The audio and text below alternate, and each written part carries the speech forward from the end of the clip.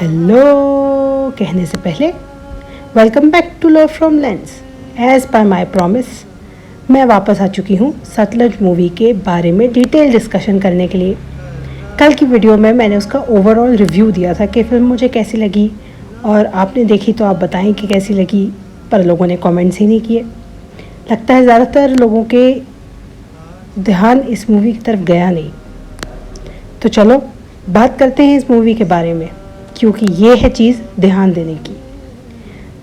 Disclaimer, मैंने ना movies के बारे में कभी कुछ पढ़ा है ना कुछ। मैं एक कॉमन व्यूअर हूँ, मूवीज़ देखना जिसको पसंद है, और उस हिसाब से मैं चीज़ों के बारे में बात करती हूँ। पॉलिटिक्स को मैं टच नहीं करती किसी भी चीज़ की। मूवी को मूवी की तरह देखना एक आर्ट बन चुका है आजकल के दौर में, क्योंकि हर कोई प्रोपेगेंडा, पॉलिटिक्स, ये वो पॉइंट्स निकाल के बात करता है। कोई भी मूवी को मूवी की तरह बात नहीं करता, कोई भी मूवी की थीम्स पे बात नहीं करता। इतने सारे मैंने यूट्यूब पे रिव्यूअर्स के चैनल देखे हैं, सब के सब प्रोपेगेंडा, ये गेंडा वो गेंडा। इतने गेंडे कहाँ से लाए हो यार? इतने तो शायद दुनिया में भी नहीं है। खैर, मूविंग ऑन, हम बात करते हैं इसकी फिल्म मेकिंग की।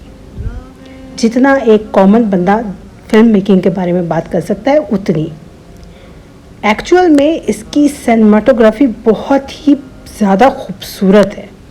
जहाँ लाइट होनी चाहिए वहाँ प्रॉपर लाइट है, जहाँ डार्कनेस से डर लगना चाहिए वहाँ प्रॉपरली डर लगता है। टेंशन बिटवीन टू कैरेक्टर्स हो तो वो टेंशन आप फील कर सकते हैं। It's nail biting.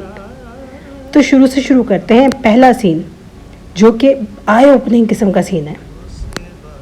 पुलिस वाले अपनी गाड़ी में जा रहे हैं अल्कोहल कंज्यूम करते हुए, मैरी एंजॉय, और आपको लगता है कि इनके साथ कुछ होने वाला है, क्योंकि कॉमनली हमने फिल्मों में यही देखा है, या कोई हादसा हो जाता है, या इनको कोई बॉडी मिलने वाली है, या इनके ऊपर कोई अटैक करने वाला है। पर नहीं, जो टर्न वो सीन लेता है ना, वहीं से ये मूवी आपको हुक कर लेती है अपने साथ कि वो क्या करने जा रहे हैं, उनकी मोटिव्स क्या हैं। उनकी ज़िंदगी का मकसद है प्रमोशन और अपनी लाइफ में आगे बढ़ना, और उसमें वो ये भूल चुके हैं कि वो जिनके साथ ये किलिंग्स कर रहे हैं वो कॉमन लोग हैं, वो इंसान हैं। वो अपनी ज़रूरियात के आगे, अपने मेडल्स के आगे, अपनी तरक्की के आगे कुछ देख नहीं रहे हैं। और ये बहुत अच्छे से मेंशन किया है, क्योंकि इसमें जो जसवंत सिंह का कैरेक्टर है, जो दिलजीत दोसांझ ने बहुत अच्छे से प्ले किया है, वो कहता भी है कि हम हर पुलिस वाले के ख़िलाफ़ नहीं हैं, लेकिन उनके ख़िलाफ़ हैं जो ये एक्स्ट्रा जुडिशियल किलिंग कर रहे हैं।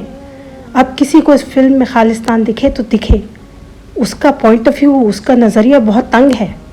ये फिल्म बहुत ही बैलेंस्ड वे में चलती है। ये धुरंधर की तरह ब्लेटेंटली आके नहीं कहती मोदी मोदी मोदी करो, नहीं, ना कहती है कि हम कांग्रेस के ख़िलाफ़ हैं, ना कहती है कि हम सिस्टम के। ये एक आदमी के पॉइंट ऑफ व्यू से, जो एक फैमिली मैन है, उसके पॉइंट ऑफ व्यू से दूसरी फैमिलीज़ का दर्द दिखाती है। दिलजीत दोसांझ का जो कैरेक्टर है वो सेकेंडरी होता है। जो मूवी में बाकी विक्टिम्स की फैमिलीज़ हैं वो प्राइमरी हैं। इसीलिए जब दिलजीत दोसांझ का कैरेक्टर बीच में से कुछ टाइम के लिए गायब हो जाता है तो भी मूवी आपको ग्रिप करके रखती है। ये है कमाल इस फिल्म का। इतनी खूबसूरत स्टोरी टेलिंग है, इतनी लेयर है हर कैरेक्टर की कि आपको मज़ा आ जाएगा देखने में। एक और कैरेक्टर जो मुझे बहुत पसंद आया, सुगा का। डराना बहुत मुश्किल काम है, लेकिन वो कैरेक्टर ऐसा है जो बिना कुछ किए आपको इतनी बुरी तरह से डरा देगा, इतनी बुरी तरह से डरा देगा कि आप उसके वजूद के होने से डरेंगे। वो कोई जिन नहीं है, भूत नहीं है, एक आम पुलिस वाला है जिसको खुली छूट दे दी गई है, जिसको कोई पूछने वाला नहीं है। उसकी वजह से पूरे के पूरे एनवायरनमेंट में जो टेरर है, उसकी प्रेजेंस से सल्यूट टू दैट एक्टर। क्या कमाल काम किया। इनको हमने कोरा में भी देखा, नेटफ्लिक्स पे एक और फिल्म थी माइलस्टोन, अगर मैं गलत प्रोनाउंस नहीं कर रही तो सुरविंदर सिंह विक्की इनका नाम है। सर ग्रेट जॉब अगर ये वीडियो आप तक कभी पहुंचे तो। इसके साथ साथ जो कैरेक्टर सौरभ सचदेवा का जो कैरेक्टर है और जो उनका और सुरविंदर सिंह विक्की का आपस में एक सीन है जो काफ़ी लंबा चलता है, वो सीन देख के आपको बड़ी से बड़ी हॉरर फिल्म की याद आ जाएगी। जो टेंशन और जो हॉरर उस फिल्म में है और जो सीन के बाद होता है, ओ माय गॉड, इतना ब्रिलियंटली वो सीन लिया गया है, इतना ब्रिलियंटली वो सीन लिया गया है कि लाजवाब, मज़ा आ गया उसको देखने के बाद।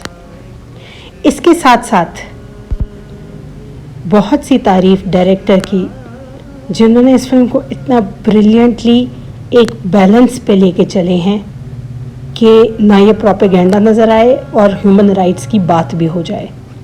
तो मेरे हिसाब से डायरेक्टर ने फिनोमिनल काम किया है और मुझे बैंड्स और कट्स की वजह समझ नहीं आई।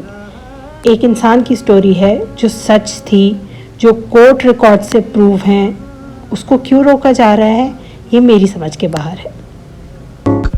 तो अगर ओवरऑल मैं बात करूं तो मुझे ये फिल्म हर सीन के साथ और हर कैरेक्टर के साथ बहुत ज़्यादा एसोसिएशन फील करवाती है। मैं इसको बहुत पर्सनली समझा इस चीज़ को, बहुत अच्छे से जानने की कोशिश की इस चीज़ को, और इसने मुझे एक दर्द जो दिखाया इंसानियत का, वो बहुत कम होता है देखना नसीब।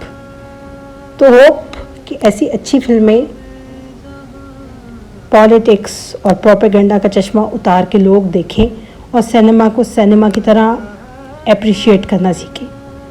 ये आजकल पता नहीं हो क्या गया है, मूवीज़ कम रह गई हैं और उनको रिव्यू करने वाले सबसे पहले प्रोपेगेंडा का चश्मा लगाते हैं और उसके बाद हर सीन को एनालाइज करते हैं उसी प्रोपेगेंडा की नज़र से।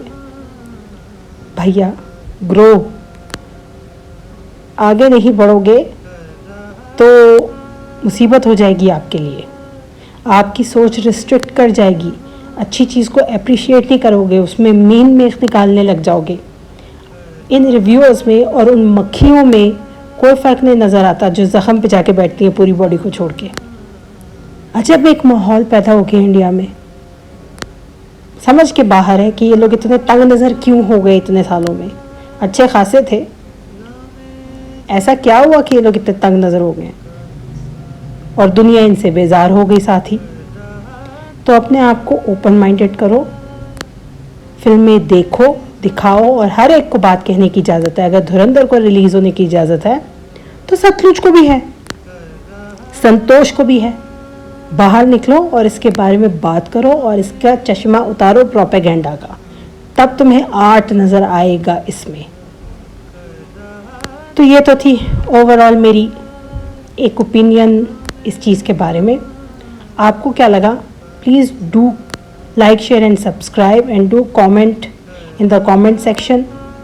मैं आपसे मिलती हूँ अब किसी अगली वीडियो में किसी और टॉपिक के साथ। तब तक के लिए sayonara।